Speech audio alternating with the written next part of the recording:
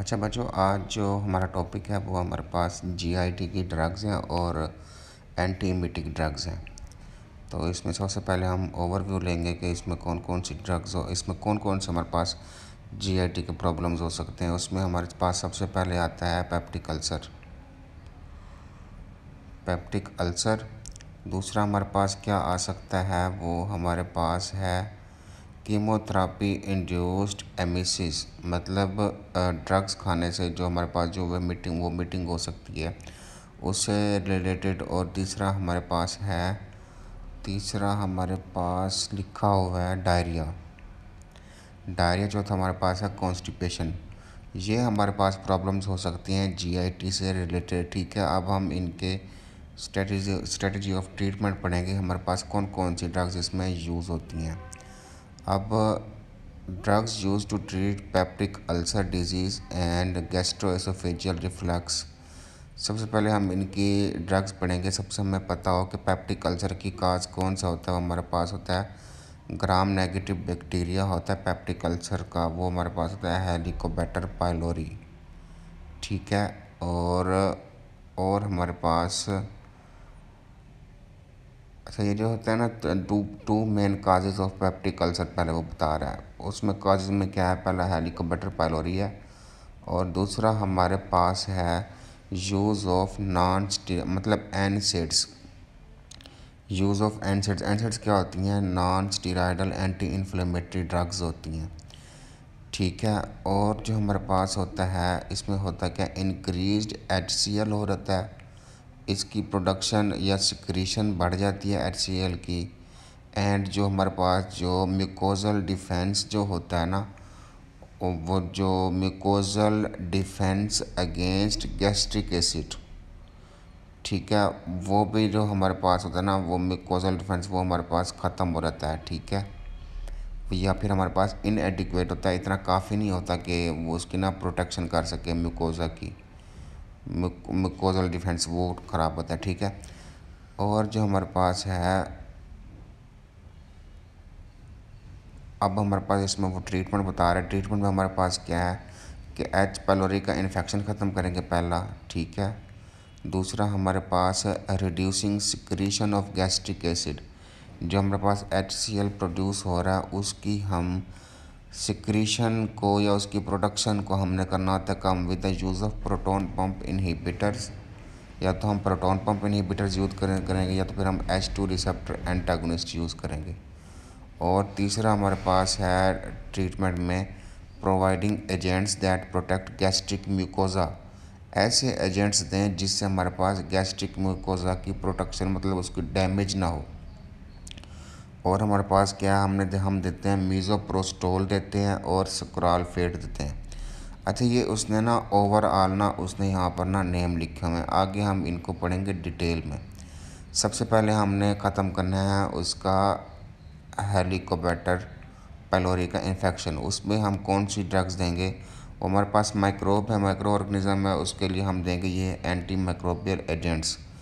Anti microbial agents देने से पहले हमें पता हो कि भाई हमारे पास ये H पाइलोरी है कि नहीं है।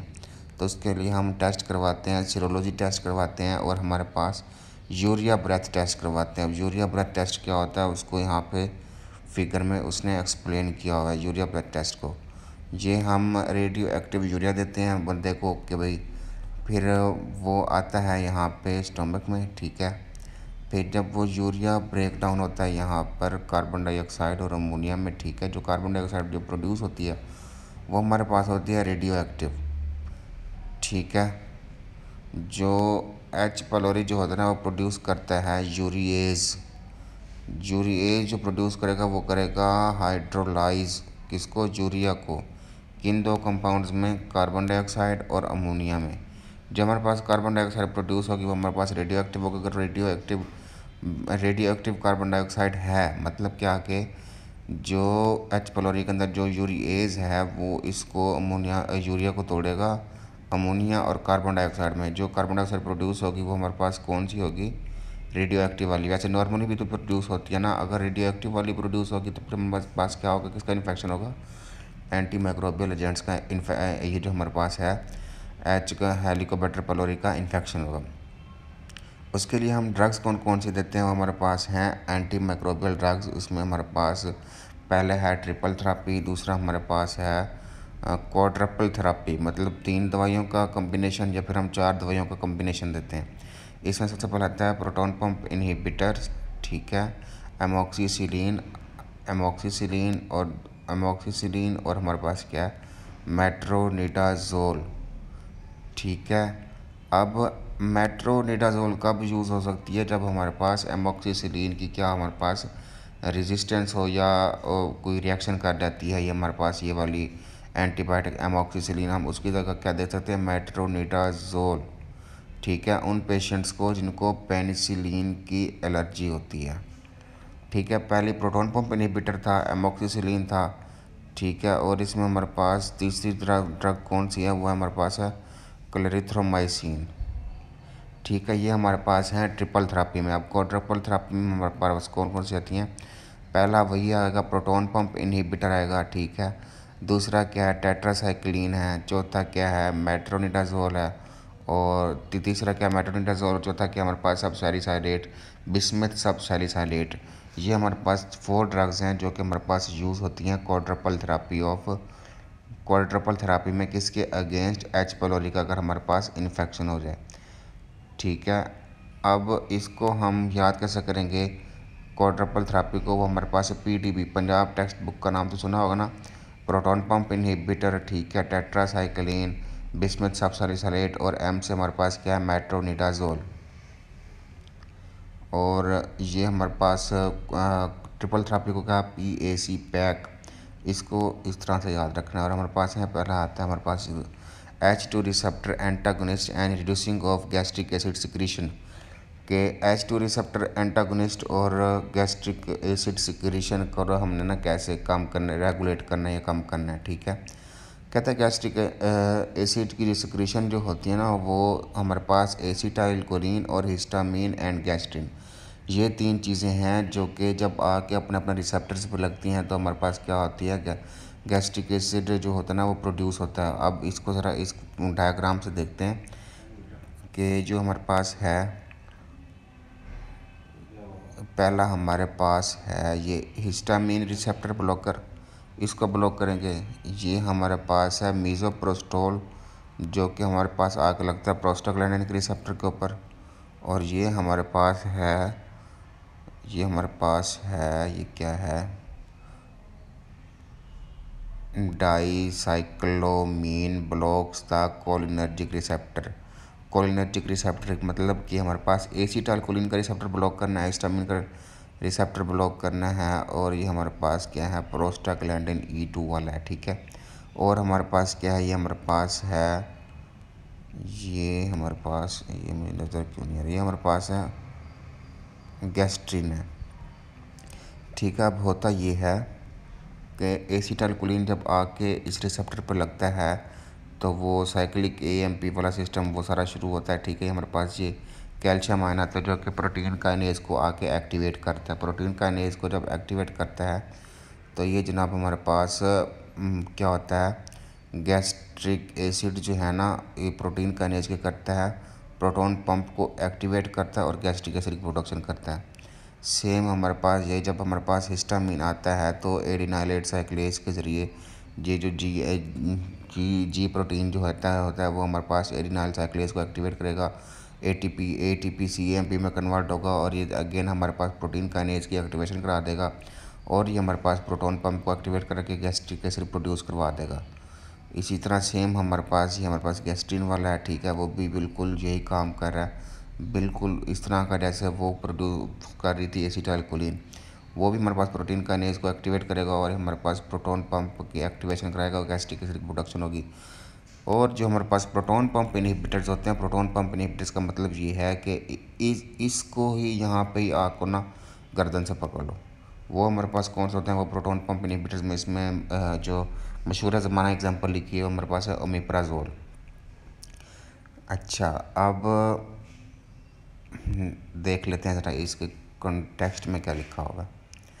टेस्ट की अगर हम इसके बात करते हैं, ये हमारे पास उसने 3 एजेंट्स बताए थे, एसिटाइलकोलिन, हिस्टामिन, गैस्ट्रिन।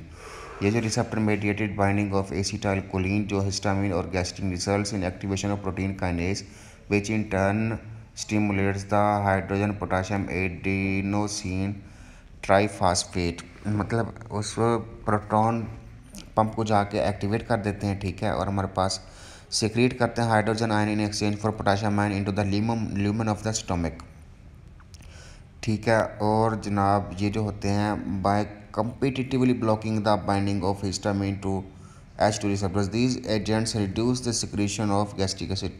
ये आपने अब याद खुद करना है। अब हम H2 रिसेप्टर एंटागनिस्ट का थोड़ा नाम देखते हैं। वो हमारे पास है सिमीटिडीन, फेमोटिडीन, हमारे पास रेनिटिडीन और नाइजेटिडीन। ये हमारे पास जो है ना, इनके जो है ना नेम्स हैं, ये H2 रिसेप्टर ब्लॉकर्स, ये आपको नेम आने चाहिए। और हमारे पास जो H2 रिसेप्टर ब्लॉकर जो होते हैं, इनका हम ज़रा एक्शन देखें तो हमारे पास क्या करते हैं, कम्पिटिटिवली एंटागनाइज करते हैं हिस्टामिन के एक्शन को एंड आर फुल्ली रिवर्सिबल, ठीक है। ये जस्ट वन लाइन इसका याद रख लो कि इसका एक्शन क्या होता है। अब थेराप्यूटिक यूज़ क्या होता है इन H2 रिसेप्टर एंटागनिस्ट का या H2 रिसेप्टर ब्लॉकर्स का, वो हमारे पास सबसे पहले एपेप्टिक अल्सर की जो डिजीज़ होती है उसमें, पेप्टिक अल्सर में जो हमारे पास जो होते हैं ऑल 4 एजेंट्स जो हमारे पास क्वाड्रुपल थेरापी थी, equally effective in promoting and healing of duodenal ulcer and gastric ulcers. ताहम ये जो होते हैं ना, जो H pylori का इन्फेक्शन होता है, ये हमारे पास रिकरेंट होता है। जो अल्सर्स होते हैं मतलब कभी ठीक होते हैं, कभी दोबारा वैसे हो जाते हैं। जो पेशेंट्स होते हैं जो एनसेड्स इंड्यूस्ड अल्सर होता है, जिनको should be treated with proton pump inhibitors because these agents heal and prevent future ulcers more effectively than H2 antagonists do। कहने का मतलब ये है कि जो ऐसा पेशेंट जो एनसेड्स ज़्यादा यूज़ करते हैं, उनमें जो है उनको ट्रीट करना चाहिए प्रोटॉन पंप इनहिबिटर से, ना कि बाकी दवाइयों से। क्यों? क्योंकि ये जो है हमारे पास ज़्यादा इफ़ेक्टिव होते हैं, फ्यूचर अल्सर प्रोड्यूस ना हो, इसलिए वो हमारे पास क्या होते हैं, ये H2 रिसेप्टर एंटागोनिस्ट से ज़्यादा अच्छे काम करते हैं। कौन से वाले भला? Proton pump inhibitors. दूसरा हमारे पास है acute stress ulcers. Acute stress ulcers में these drugs are given as IV infusion to produce manage acute stress ulcers associated with high risk patients in intensive care units। ऐसे patients जो हमारे पास ICU में हमारे पास रखे होते हैं, ठीक है, तो हम उनको इन्फ्यूजन इंट्रावेनस इन्फ्यूजन देते हैं, ठीक है, इन ड्रग्स की, किसकी? H2 रिसेप्टर एंटागनिस्ट की। हाउएवर बिकॉज टॉलरेंस में occur with these agents in these setting, proton pump inhibitors have gain favour over for this indication. एक बंदा वो ICU में पड़ा, वो पहले ही एक्यूट स्ट्रेस में है, ठीक है, अगर उस बंदे को अल्सर हो जाता है उस कंडीशन में, तो उसमें भी हम इनको IV इन्फ्यूजन के ज़रिए दे सकते हैं H2 रिसेप्टर ब्लॉकर्स, ठीक है। तो लेकिन इसमें भी हम प्रोटॉन पंप इनहिबिटर्स को ज़्यादा फेवर देते हैं बनिस्बत इसके कि हम IV इन्फ्यूजन लगाएं किसका H2 रिसेप्टर ब्लॉकर का। आखिरी है, तीसरा है गैस्ट्रोएसोफेजियल रिफ्लक्स डिजीज़, जेड जिसे कहता है इसकी लो डोजेस देते हैं H2 रिसेप्टर एंटागोनिस्ट की, करंटली अवेलेबल हैं for over the counter sale, मतलब काउंटर पे ये इजीली अवेलेबल हैं, और effective for the treatment of heart burn. लोग कहते हैं ना कि भाई ज़्यादा खा लें तो कहते हैं कि वो जो है ना हमारे सीने में जलन सी हो रही है, in only about 50% of the patients, ठीक है। और ये हमारे पास H2 receptor antagonist act by stopping and secretion, act by stopping acid secretion वो देखा था ना आपने, वो पीछे से वो पाथवे को ही नहीं आने दे रहे थे, तो जिसकी वजह से गैस्ट्रिक एसिड की secretion, therefore they may not relieve symptoms for at least 45 minutes. अब ये जो सारे पाथ्स हैं पीछे से, इनको बंद करने के लिए 45 मिनट लगते हैं। फौरी तौर पे आराम नहीं आता। फौरी तौर पे आराम क्यों नहीं आता? क्योंकि इनको बंद करते करते तब तक ये 45 मिनट तक बंदा उस कंडीशन में रहता है। 45 मिनट जब बाद जाके ना यहाँ पे आके एक्शन आता है और फिर जाके रिलीव होता मिलता है पेशेंट्स को। इसीलिए जो antacids more quickly and efficiently neutralize करते हैं स्टोमिक एसिड को, but their action but their action is only temporary. Antacids का जो एक्शन होता है वो टेम्पररी होता है, जबकि जो होते हैं क्या H2 रिसेप्टर ब्लॉकर्स, उनका थोड़ा एक्शन जो होता है ना वो कुछ देर तक रहता है। एक तो देर से शुरू होता है और कुछ ज़्यादा देर तक रहता है। Proton pump inhibitors are now used preferentially in the management of GERD. Proton pump inhibitor कहता है इसलिए हम इन्हें ना यूज़ करते हैं स्पेशली उन पेशेंट्स में जिनको सीवियर किस्म का हार्ट बर्न हो। ठीक है, अब हम इनका देखते हैं फार्माकोकाइनेटिक्स इनकी H2 रिसेप्टर्स ब्लॉकर की।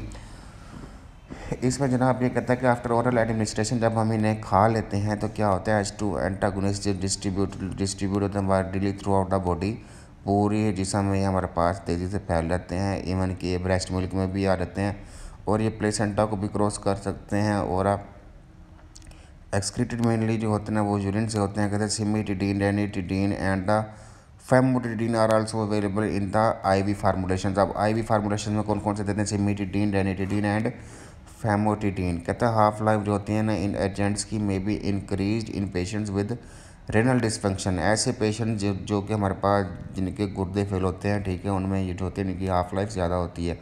And dosage adjustments are needed. ठीक है, अब इनके एडवर्स इफेक्ट्स देखते हैं।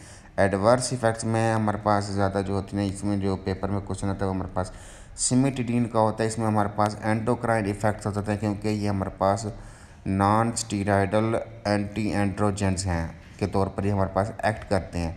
और हमारे पास क्या हो सकता है, इनमें गायनेकोमास्टिया हो सकता है, ठीक है, और हमारे पास गैलेक्टोरिया हो सकता है। और हमारे पास क्या हो सकता है,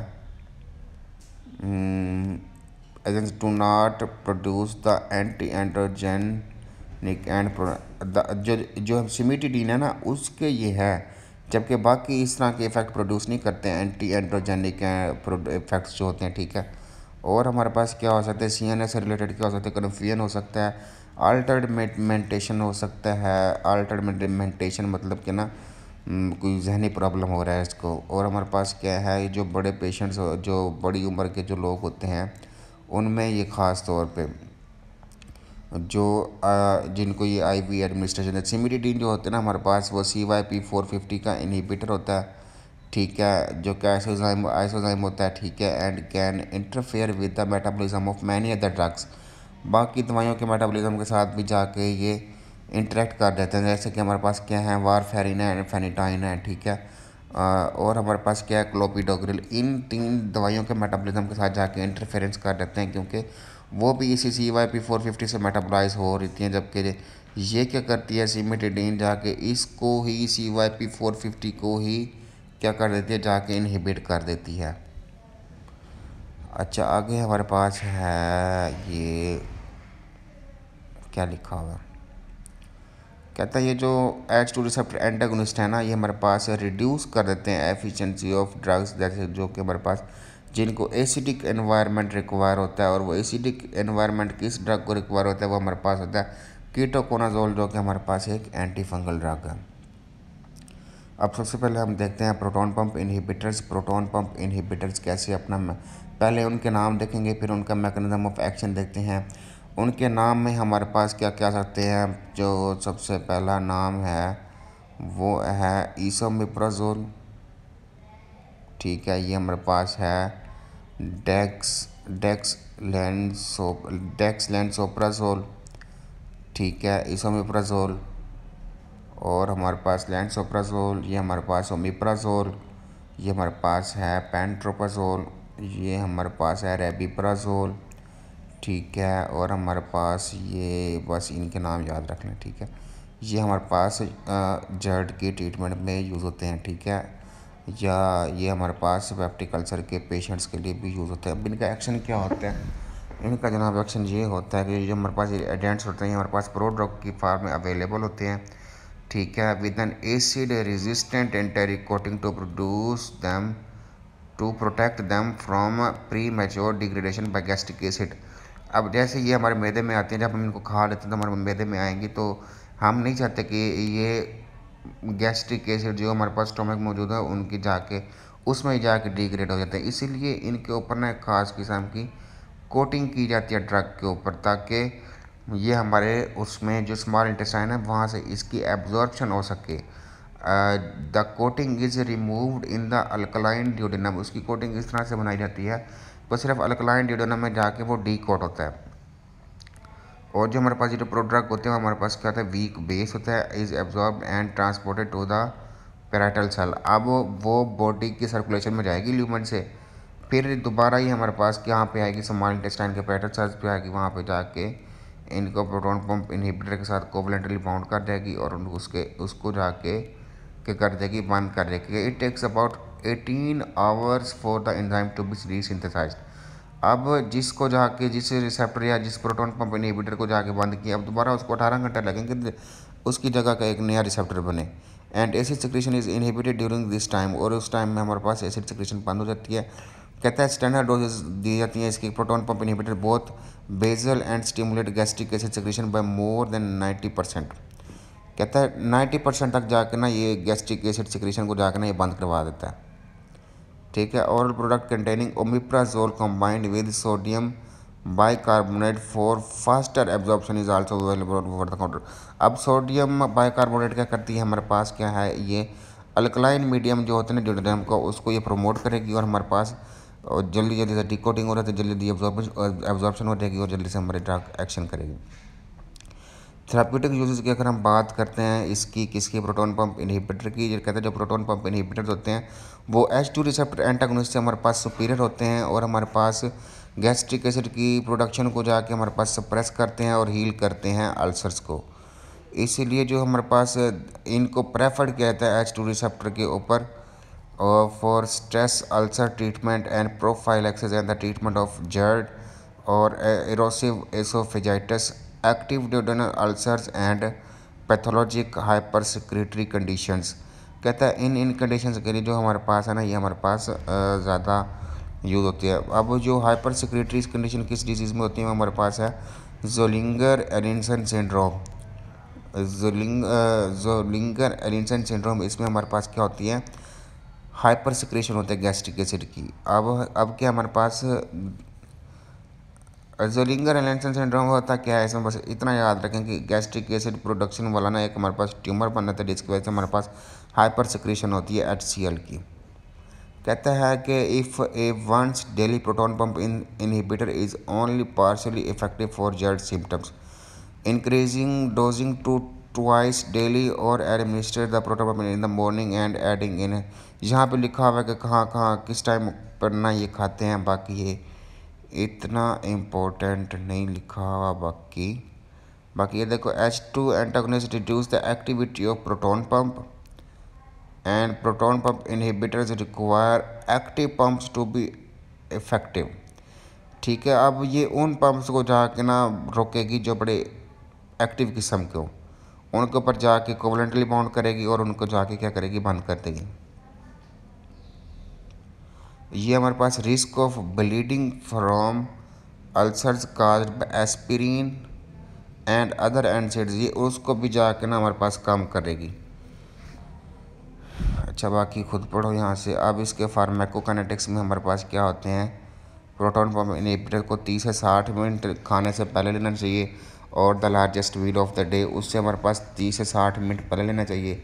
उसमें हमारे पास जो है डेक्सलैंसोप्राजोल, इसका जो हमारे पास ड्यूअल डिलेड रिलीज फार्मूलेशन होती है and can be taken without regard to food, मतलब इसको हम खाना खाने के बाद भी खा सकते हैं, खाना खाने से पहले भी खा सकते हैं। किसको, डेक्सलैंसोप्राजोल, क्योंकि इसका हमारे पास ड्यूअल डिलेड रिलीज फार्मूलेशन इसको इस तरह से बनाया जाता है।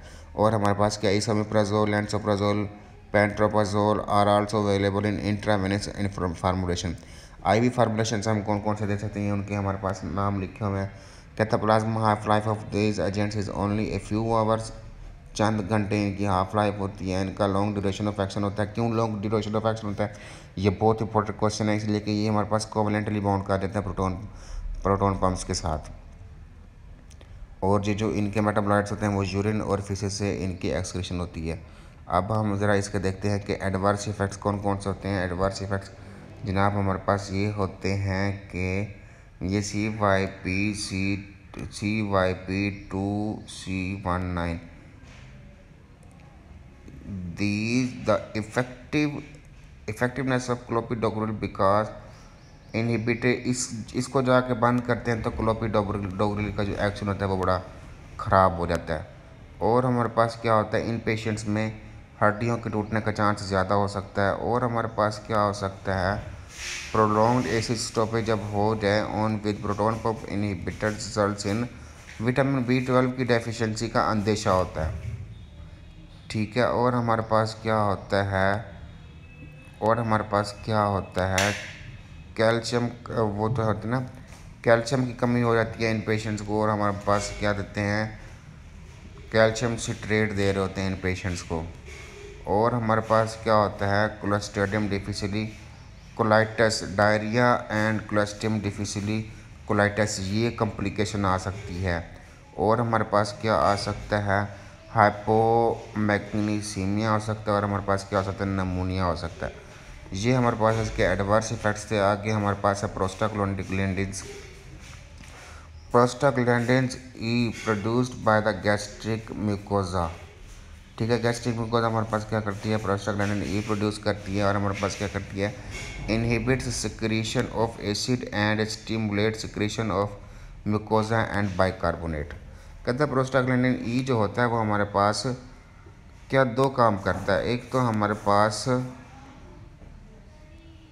सिक्रीशन ऑफ एसिड को कम करता है, और दूसरा हमारे पास क्या करता है, stimulates secretion of mucus and bicarbonate, ताकि उसकी प्रोडक्शन को इफेक्टिव बनाया उसकी प्रोटेक्शन को इफेक्टिव बना सकता है। कहते हैं जब डेफिशिएंसी रहती है प्रोस्टाग्लैंडिन की, फिर क्या होगा, काम उलट हो जाएगा, एसिड ज़्यादा हो जाएगा, प्रोटेक्शन कम हो जाएगी।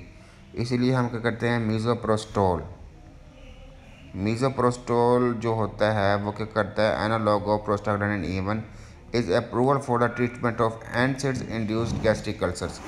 क्योंकि जो एनसेड्स होते हैं हमारे पास क्या करते हैं, non steroidal anti inflammatory drugs होती हैं। और ये हमारे पास जाके एनसेड्स क्या करते हैं, प्रोस्टाग्लैंडिन E के काम को क्या करते हैं, ख़त्म करते हैं। तो हमारे पास क्या होता है, जो प्रोस्टाग्लैंडिन E का जो होता है ना, E1 का जो है ना, हम इसका एनालॉग दे देते हैं क्या, मीज़ोप्रोस्टोल। तो हमारे पास क्या होता है, बस इसको इतना याद रखो कि भाई हम इसने काम कैसे किया है कि ना, प्रोस्टाग्लैंडिन का काम क्या होता है, एसिडिक सिक्रीशन को कम करना और म्यूकोजल प्रोटेक्शन को बढ़ाना। जब प्रोस्टाग्लैंडिन का जो हम प्रोस्टाग्लैंडिन का जब हम ब्लॉक कर देंगे तो हमारे पास क्या होगा, ये काम उलट हो जाएगा, एसिड ज़्यादा हो जाएगा और प्रोटेक्शन हमारे पास क्या हो जाएगी, कम हो जाएगी। आगे हमारे पास है एंटासिड्स। एंटासिड्स में सबसे पहले हम इनके नाम देखते हैं। एल्यूमिनियम हाइड्रोक्साइड हो गया, ठीक है। और दूसरा हमारे पास है मैग्नीशियम का हाइड्रोक्साइड। ये हमारे पास क्या है, एंटासिड्स। एंटासिड्स क्या होते हैं, वीक बेसिस होती हैं। ये हमारे पास रिएक्ट करते हैं गैस्ट्रिक एसिड के साथ to form water and a salt and diminish gastric acidity. ठीक है, ये हमारे पास बेसिस होती हैं, वीक बेसिस होती हैं। जब ये जाके एसिड के साथ रिएक्ट करती हैं तो ताकि हमें ना सुकून मिल सके कि हमारे पास गैस्ट्रिक एसिड की सिक्रीशन हमारी बॉडी में ज़्यादा ना हो। कहते हैं जो पेप्सिन होता है हमारे पास, ये हमारे पास प्रोटीओलिटिक एंजाइम होता है, is inactive at a pH greater than 4। कहता है कि क्योंकि अब जो पेप्सिन को अब जब हम कोई मीट खा लेते हैं तो उसमें क्या होता है, प्रोटीन होता है। प्रोटीन को हाइड्रोलाइज करने के लिए हमारे पास पेप्सिन तो बहुत ज़रूरी होता है। और पेप्सिन का पता है वो तो कम pH के ऊपर एक्ट करता है। जब हम एंटासिड्स खा लें तो हमारे पास एसिडिटी तो जाके न्यूट्रलाइज हो जाएगी। एसिडिटी न्यूट्रलाइज होगी तो पेप्सिन का एक्शन अफेक्टेड होगा। ठीक है, अब उसके मैंने नाम बता दिया, एल्यूमिनियम का हाइड्रोक्साइड, मैग्नीशियम का हाइड्रोक्साइड और हमारे पास कैल्शियम कार्बोनेट। ठीक है, और इसको आपने खुद पढ़ना है। और इनके थेरापेटिक यूजेस में हमारे पास क्या आते हैं, ये हमारे पास सिम्पटोमेटिक रिलीफ देते हैं पेप्टिक अल्सर डिजीज़ का। ठीक है, और हमारे पास क्या है, ये ड्यूडेनल अल्सर्स में भी यूज़ हो सकती है। ठीक है, और इनकी जो होती है ना, they should be administered after meals. खाना खाने के बाद अगर हम इनको देंगे तो इनकी मैक्सिमम इफेक्टिवनेस आएगी। ठीक है, कैल्शियम कार्बोनेट की preparation are also used as calcium supplements for the treatment of osteoporosis. Osteoporosis के जो है ना, उसको भी हम ना ये दे सकते हैं। एडवर्स इफेक्ट्स इनके क्या हो सकते हैं, कॉन्स्टिपेशन हो सकती है। ठीक है, और हमारे पास डायरिया हो सकता है। ठीक है, कॉन्स्टिपेशन, डायरिया, और हमारे पास बाउल का फंक्शन अफेक्ट हो सकता है। और हमारे पास क्या हो सकता है, absorption of the cation from antacids जो है ना, magnesium, aluminium, calcium is usually not a problem in patients with normal renal function. अगर इन आइंस की, कैल्शियम का जो हम हाइड्रोक्साइड दिया, मैग्नीशियम का हाइड्रोक्साइड दिया, एल्यूमिनियम का हाइड्रोक्साइड दिया, क्योंकि अब इस ड्रग में क्या आयंस भी है ना, अगर अगर रेनल फंक्शन ठीक है, गुर्दे ठीक हैं, तो फिर कोई इशू नहीं है। अगर कोई रेनल इम्पेयरमेंट है तो फिर जाके कोई प्रॉब्लम काज करेगी। आगे हमारे पास है म्यूकोजल प्रोटेक्टिव एजेंट्स। कौन कौन से म्यूकोजल प्रोटेक्टिव एजेंट्स हैं, उसमें हमारे पास हैं सक्रालफेट और हमारे पास क्या है बिस्मथ सबसैलिसाइलेट। सक्रालफेट क्या करता है, वो ये करता है कि this complex of aluminium hydroxide and the sulphated sucrose, ठीक है। अब सल्फेटेड सक्रोज और एल्यूमिनियम हाइड्रोक्साइड क्या करते हैं, बाइंड कर देते हैं positively charge groups in proteins of both normal and necrotic mucosa. अब जो म्यूकोजा होता है वो निक्रोटिक भी होता है, जाहिर बात है, कोई ख़राबी हुई खड़ी है, और हमारे पास नॉर्मल भी हो जाता है।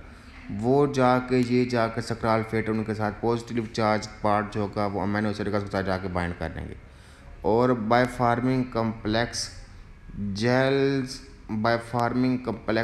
with epithelial cells, sucralfate creates a physical barrier that protect ulcers from pepsin and acid. अब ये जो एपिथीलियम के तो ऊपर रिसेप्टर हैं किसके, पेप्सिन के, ठीक है। और हमारे पास क्या है और एसिड, ठीक है। Allowing the ulcer to heal, ताकि ये हमारे पास जेल लाइक प्रोटेक्टिव बैरियर बना देगी। सक्रालफेट कैसे जाके बना देगी, जो निक्रोटिक म्यूकोजा को नॉर्मल म्यूकोजा को उसके अंदर जो अमीनो एसिड होंगे उसका जो पॉजिटिव चार्ज ग्रुप होगा उसके साथ जाके ये बाइंड कर देगी, ठीक है। और हमारे पास क्या है effective for the treatment of duodenal ulcer, ये मैंने आपको पहले बता दिया। बस इसका मैकेनिज्म ऑफ एक्शन याद रखें, आगे आपको खुद पढ़ने वाले मैंने आपको बता दिया। बिस्मथ सबसैलिसाइलेट क्या है, ये जो एजेंट होता है used as a component of quadruple therapy, वो मैंने आपको शुरू में बताया था, टू हील पेप्टिक अल्सर्स, ठीक है। अब इसका मैकेनिज्म ऑफ एक्शन क्या होता है bismuth subsalicylate, it inhibits the activity of pepsin, increase secretion of mucus and interacts with glycoprotein in necrotic mucosal tissue to coat and protect the ulcer. क्या करता है, ये म्यूकस की प्रोडक्शन बढ़ा देता है, ठीक है। पेप्सिन को जाके इसकी एक्टिविटी को जाके क्या करता है, ख़त्म कर देता है।